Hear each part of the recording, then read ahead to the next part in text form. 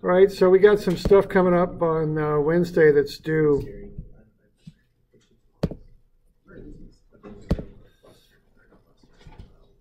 Okay, so this is the first one. So what we're doing here now is frames and machines.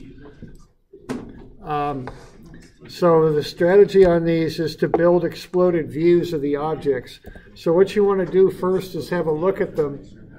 Now the one thing on these is I don't often really go after reactions. Like on this one, you got 3 pin joints for reactions. There's no way you're going to find any of those reactions. So if you want to figure these forces out, you got to build an exploded view. And before you do that, you want to start by looking for 2 force members. So do you see a 2 force on that one? Maybe? Possibly? Outside chance? Which one? Yeah, CE, there it is. Okay, so that's a 2 force member. So when I see that, I just draw it as a force on the object there, okay? So what I've got CE on both my diagram for EF and also for BCD. Okay, so, and notice I've got it going in opposite directions on the 2, all right? So, okay, so that's what I'm going to generate to start solving this thing, is that sketch. So you want to create an exploded view of the different objects that you're working with. All right, so we good so far?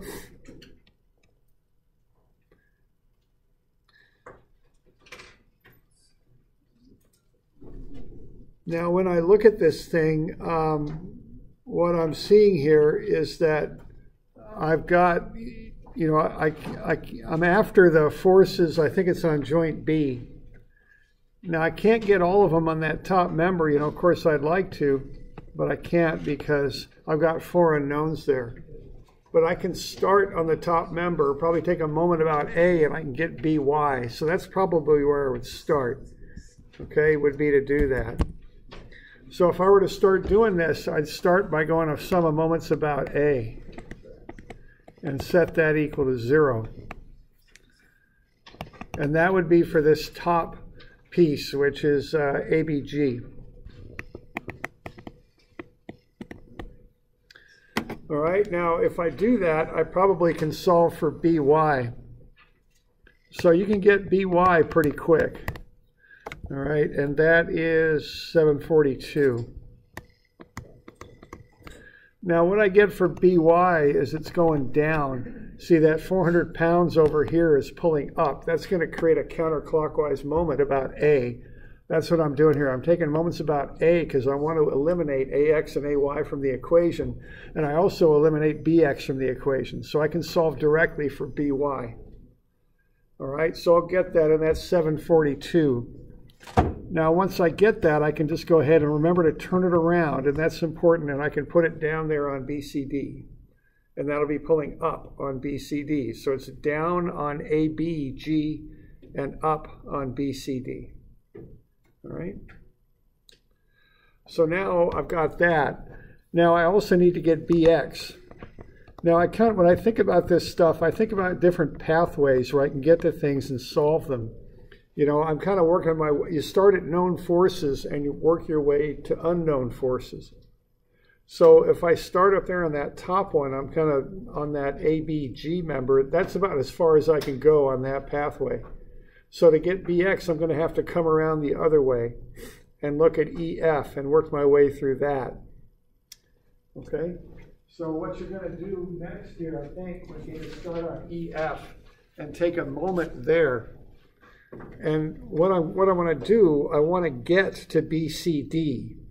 See, when I look at BCD, I've still got 4 unknowns. I've got BX, CE, DX, and DY. So 4 unknowns is one too many to be able to solve that member out independently. So what I would have to do then is get one of those figured out independently of using BCD. I've got to come in and get another one of those figured out. So this is a little bit like that kind of complex method of sections we were working on, where you have to get a little bit innovative sometimes in how you approach things. So probably what I would do here next would be to look at EF there, and take a moment about F. And that will be for member EF, set that equal to 0. Run through that, and probably what you get out of that is that CE is 300.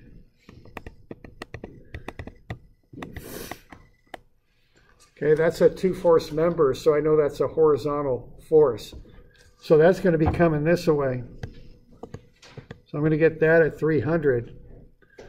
So when I got that at 300, I know that this is 300 here. And remember, again, to turn them around, it looks to me like CE is in tension. It's pulling. So it's going to pull that top one to the left. It's going to pull EF to the left. So it's going to pull BCD to the right, is what I would do there. So that'll get me CE at 300. All right, so that gets me down to 3 unknowns on BCD. So then I'd probably finish this thing up by going a moment about D. Set that equal to 0, and that'll be for BCD. Set that equal to 0, and you should be able to get BX when you do that.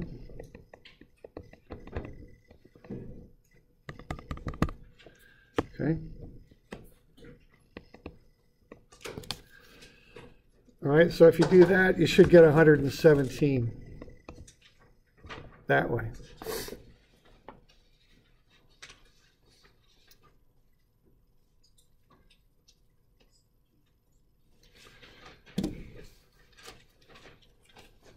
So that's the basic strategy on these things. So we got any questions on that one? Now notice, all I was asked to do was to find the force in B. So I didn't need to find like the forces in F and the forces in D and the forces in A. I just took moments around those places to get to what I wanted to know. So, you know, I kind of focused just on what I need to know.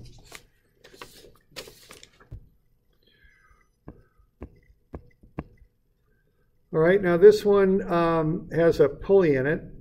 So what you'd want to do with this is look at the place where the pulley is. Now notice that the dimensioning here is typically to the pin joints, to the pins. So that's 48 pounds. So what I've got to do here is put that right there on the pin. Okay, just move it and stick it on the pin. You can do that as you kind of work your way through the pulley and then to the pin. And this is going to be 48 pounds. And this is going to be 48 pounds. And that's going to be 70. So with the horizontal, I'm pretty sure that'll be 20 degrees there. So for the ease of dimensioning, you put those forces on the pulleys. Just take both cables and move them to the pin. Right? Now, once you've done that, this is going to be very similar to the previous one, where you just kind of work your way through with exploded diagrams, okay? With an exploded view showing the different pieces. Okay? Now, in this one, again, you're going to look for two-force members. That looks an awful lot like a two-force member there, right? So you want to identify them. Now, don't invent them. Not every machine has a two-force member, but if it does, you want to identify it. And it's just simpler. That tells you the direction of the force when you identify it, okay? And so that EH is either going to be in tension or compression. And again, this is going to be pretty similar to the previous one, where you're going to take moments about those pin joints that support those different pieces there. And looking at GHI, it looks like that force at G is going to rotate that clockwise. So my guess is the force at H will pull it back the other direction, counterclockwise. And so my guess is that H will be in tension, EH. Okay. All right, so there's an exploded view with those different pieces shown. And you just want to start working on that thing. So, you know, sum of MI is 0, and that's going to be what, 4EH? That'll be positive, so then minus cosine 30 20.78, and 4 and 6 make 10.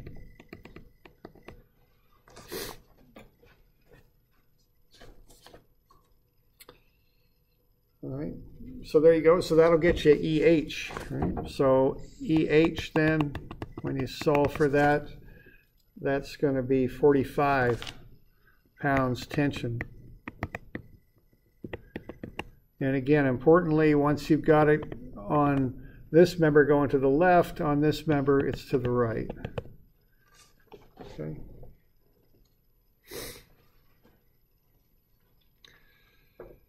All right, so now you've got this one. Now that vertical member there, that still has 4 unknowns, but the thing with it is it's vertical. And so dy, fx, and fy all intersect at f. So you can take a sum of moments about f, set that equal to 0, and run that, and you should get dx. All right, and dx is going to be 20 to the left. All right, if that's 20 to the left, that becomes 20 to the right. So remember to flip these around when you go from one piece to the next. And now you've got that one down to 3 unknowns, so you can solve on this one for dy, and you can find what that is, okay? So that's kind of the technique on this. It's 51.6. Okay.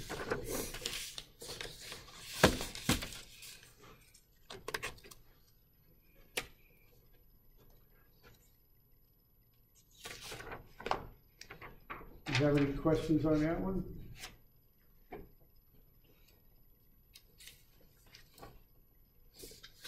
Okay.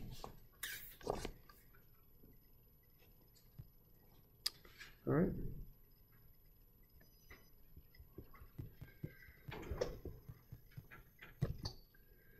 All right, then we got a pair of vice grips here. So there you go. This one's a little bit simplified from what a real pair looks like, but it gets you the idea. The dimensioning there is a little bit tricky, so I've got the letters that indicate what those dimension lines refer to. So A, B, and C are all on a horizontal line. D and E are on a horizontal line. And we've got the force applied, and then we've got that one piece there. It's looking a little bit like a 2-force member there, okay? So you want to be able to identify those.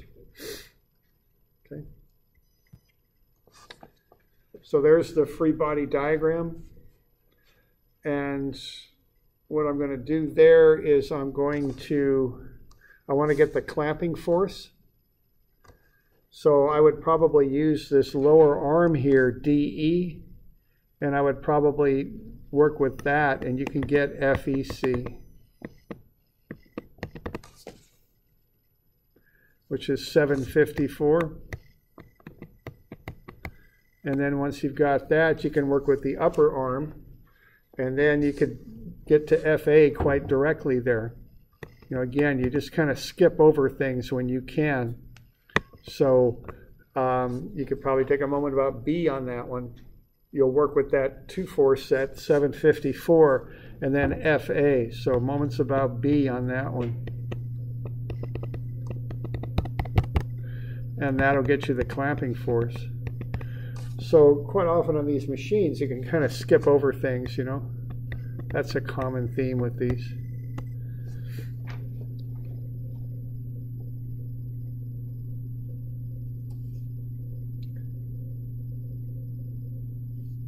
Y'all okay with that? Okay. So this is just kind of pretty basic statics when you get into analyzing the pieces. The thing is to get the diagram where you pull the whole object into its pieces, into its separate parts.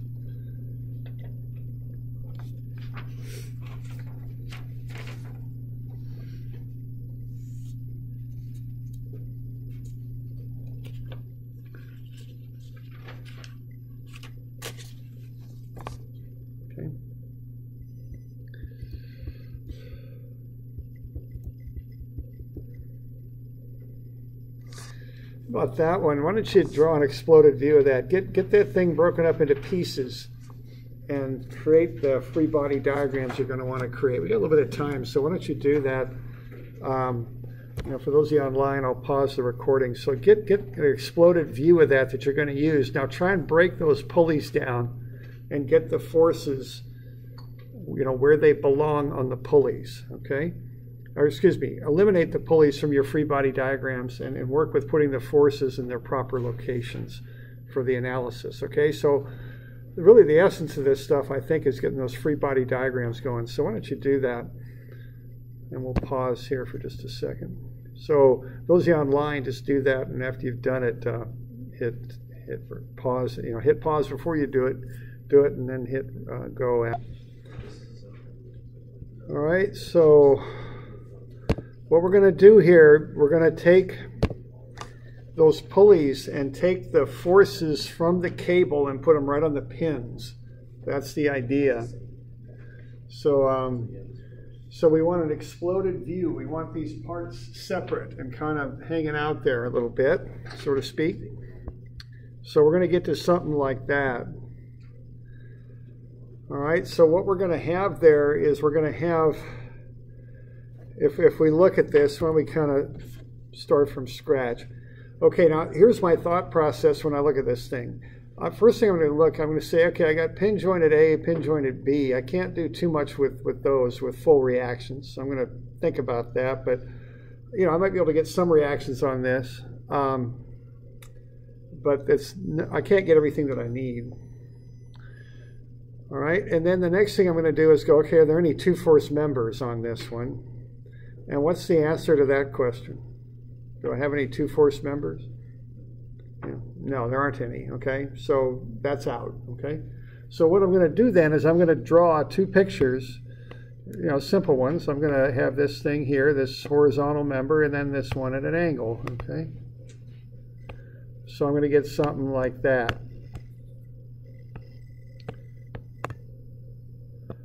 So we good with that? All right, now, obviously at A, I've got a couple reactions. So I got AY. Now, as seeing this thing pulling down that way, my guess is AX is that way. Now, I don't have to get these things in their proper orientation, but it's good to do it if you can, So AX is probably going to pull back like so. And then I've got BY. I guess that would still be up. If AX is to the right, my guess is AS to the left, BX will be to the right. Okay. Okay, now I'm going to start working through the pulleys. Now, point C there,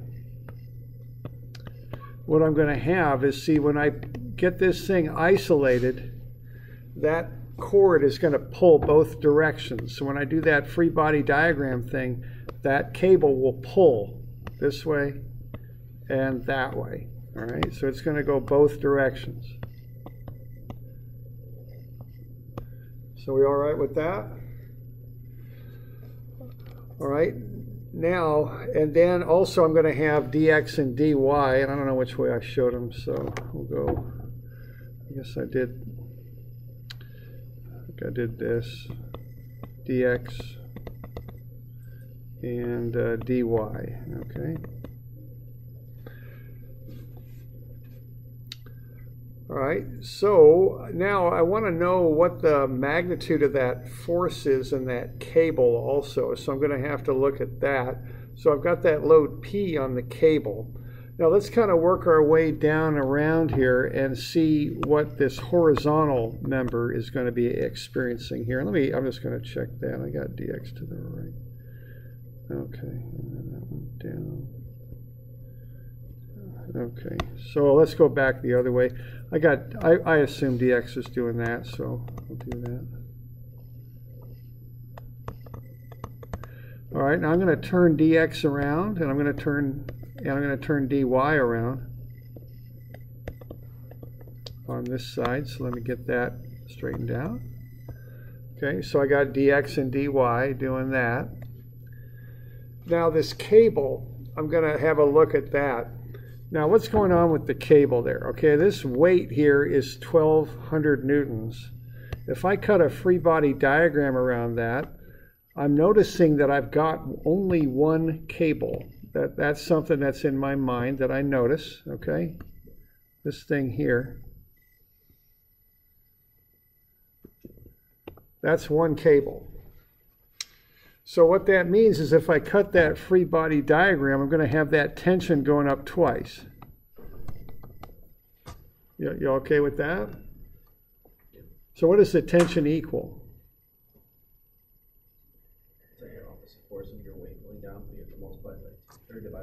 Yeah.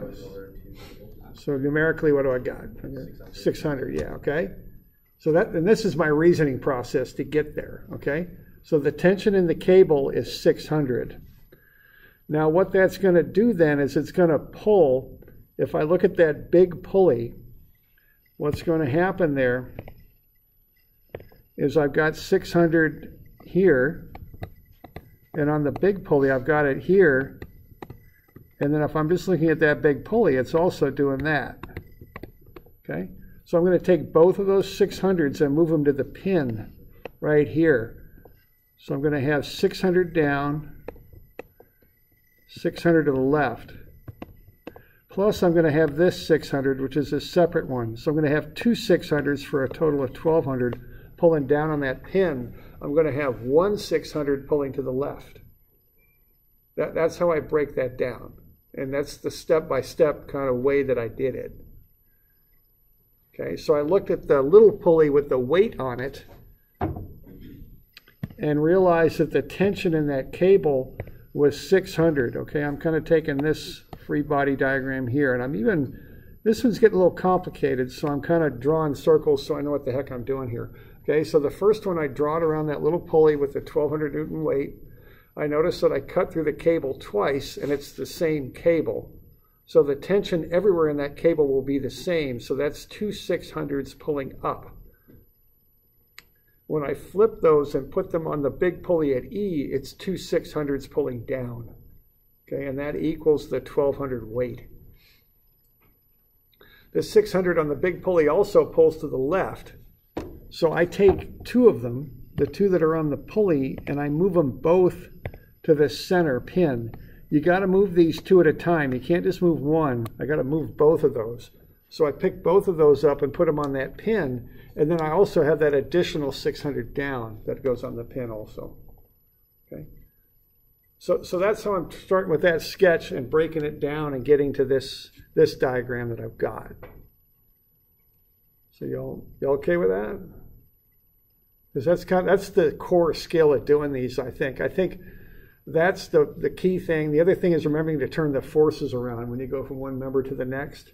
That's pretty important too. Yeah. What about that force P? Would that be another 600? P is 600, right? P is the 600. Over to the pin joint. Yeah. So both of these, it's called P here because I make it an unknown. P is 600 because that's the same cable. Yes. So both of those 600s are right there. So the magnitudes of these are 600. So that's what's going on. Okay.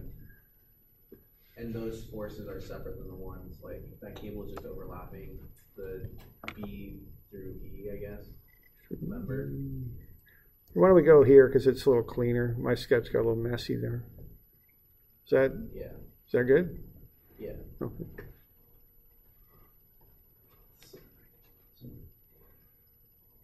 All right. So that's what I get to. So this is kind of the core skill, as I was saying, is getting to these two sketches and to realize that they're connected at D.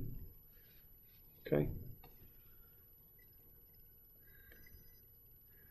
Now what I did here in this next step is I got two 600s, and it's important to know that there are two of them because one of them is from this one that got moved to the pin, but the other is this one that's already on the pin. So I take both of them, put them at the pin, so I got two 600s at the pin, and then I combine them and I get 1200.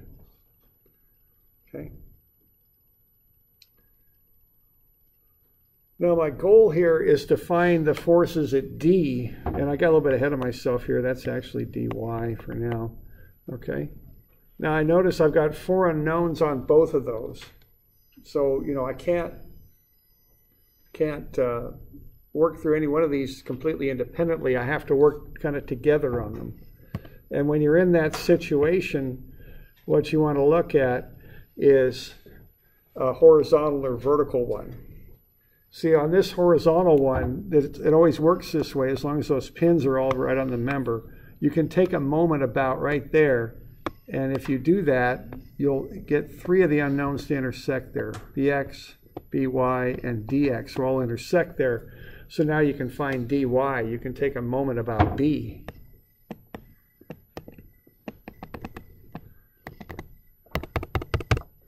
Okay, and from that you can get what dy is, and that's where that 2133 comes from. Okay, so that's where this came from. So you're going to get 2133 here for dy. Okay, now notice as you take the moment about b, the 1200 is pulling down, so the 2133 is up for equilibrium. And on db, if it's up, what that means is it's down on this one. Okay. So again, the statics on this is fairly straightforward, but there's a lot of stuff that goes into getting this stuff set up and working your way between the different pieces to make this work. All right.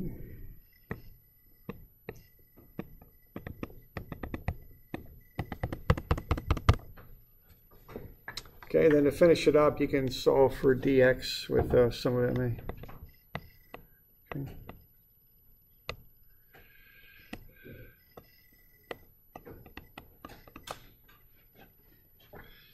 3009.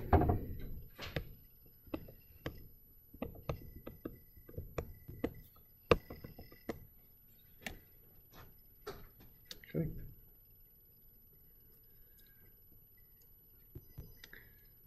So, how do you take a moment about that number that's angled, I guess? It's a 2D kind of moment. So you're gonna, when you go sum of MA, you know, you're up here now. Yeah. So you got 600 by 0.74. You just look at them one at a time. So negative 600 newtons times 0.74 meters. So that's a Y force and an X moment arm. Yeah. And then you got plus 600 times what, 0.555? And then you got to pick up, you got the 2133 times its moment arm, and you're going to have dx times its moment arm. So x forces, y moment arms, y forces, x moment arms. So there'll be 4 terms in there to work through. So you don't need to use any angles for that? No, so no angles on this, because, you know, that's really your goal when you set these things up, is you break up the forces into x and y's, which these are already broken up. So then I just went ahead and worked with the x and y dimensions, which for the most part were given. You had to do a little bit of work with the dimensions on this one. Okay, right here. So, you know, here's the 0.555. Here's the 0.74 is to the pin. So you're gonna, those are good for these pin forces, and then you've got to add the 0.12. That gets you 0.675 to D, and you got now the 0.16. So you're given all the dimensions there. So you've got x forces, x and y forces, x and y dimensions ready to go, so you can get right to those. Okay. There's no way you can do just sum of the forces in the y. No, I don't think sum of forces is going to work very well on this, because you've got these things hanging out. This pen, I'm sorry, it just doesn't do what I want it to do sometimes. Well, in that one you have that pin joint, so you have 2 y forces and then you have the AY. So you don't have any other y forces acting on it, so you have one unknown. But yeah, but you can find AY, but it's not going to get you anything, because we want DX is what we want. Oh, okay. You know, so I don't really, you know, the force equations are kind of what you do at the end to kind of get all the forces on a particular member. But on this one, we don't really need that, you know. We just want D, so we don't need them all. So we're going to be doing a lot of moment equations on this. Okay. All right. Questions on that?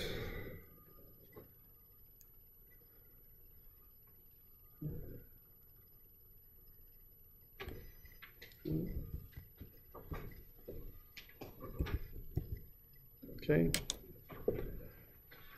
Then the last one there, all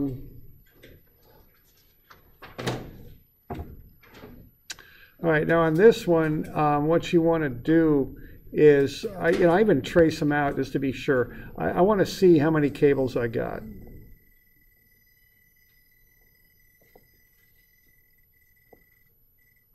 I got one, okay? So what you want to do on this one is just find a known weight, which you've got, draw a free body diagram, and solve for the force, okay?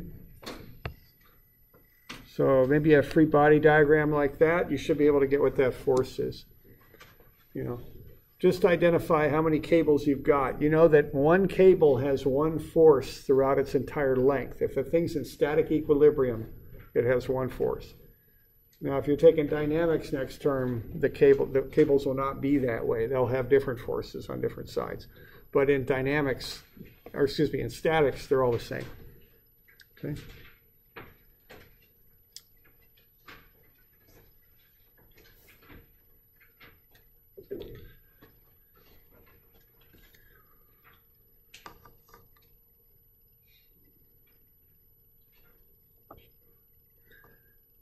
We got any questions on that?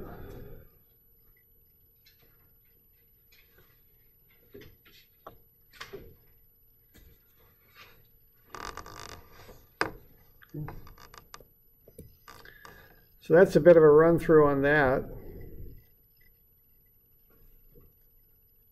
you be able to just take one big body diagram, add your weights together, and then cut all 4 cables? You could, yeah. I mean, your free body diagram, I think at some point you want to cut through the cables with your free body diagram. You got to do that to solve for them. You could do that. Your total weight then is 1,200, but notice instead of 2 cables, you got 4. And, that's not a coincidence there. That'll all kind of work out to the same answer. Okay. You could do that, but at some point you have to cut through the cables to solve for them. And I don't, I think you want to get them where they're all kind of unidirectional. You don't want to be doing something where you got a cable going to the left, but the weight's going down. That's going to get a little bit messy. Okay.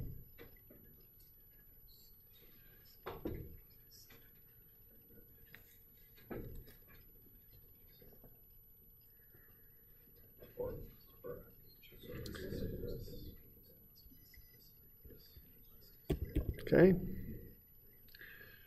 All right, so that's that one.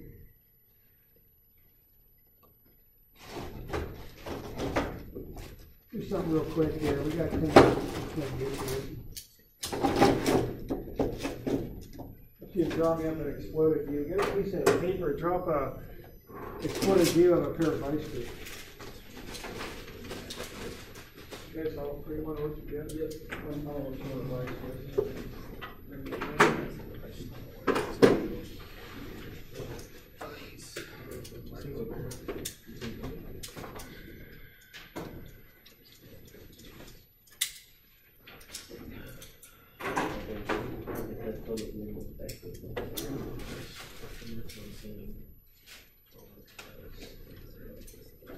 All right, so what we're doing here in class, and I've got a little assignment on this that I'll make due next week, not this week, but next. We're going to have you draw up an exploded view of a pair of vice grips. So just get those pieces kind of expanded out and just draw an exploded view.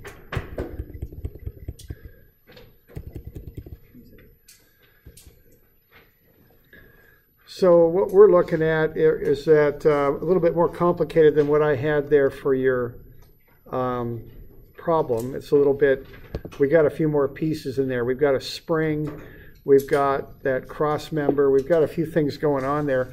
Now the one thing I'll point out is that jaw is often wrapped around the upper arm, and then there's kind of a press fit that they use there. I think you could consider that to be one piece, one object there, okay?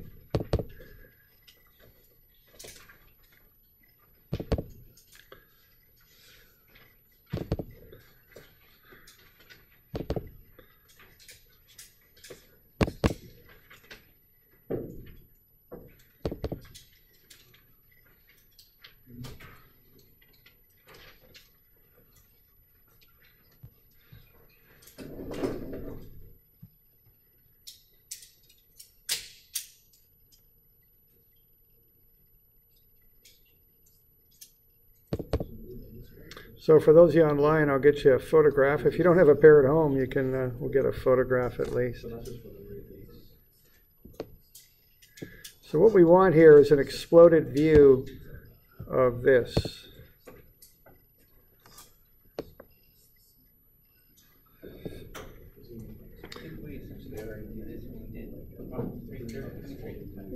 Essentially, yeah. This one's got a couple other things going on though. We got the lower arm. We've got the one thing we got on here is the spring. So I guess you did do a lot of this already. So see if you can just include the spring this time and get a drawing of it. It might be easiest if you open it up. So what we've got here this time that's just a little bit different is we've got the spring on there.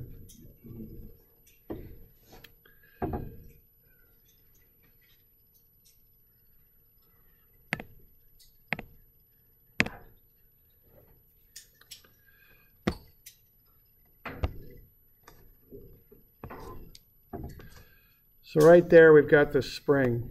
So let's get that in there. What that spring does is it pulls back and it attaches inside the handle. Now if you look here, there's that press fit that I'm referring to right there. You can consider that top jaw and the top arm to be one piece because the top arm is wrapped around the top jaw and it's kind of clamped together. All right, so let's see what you can do with that. Let's take a couple minutes with it.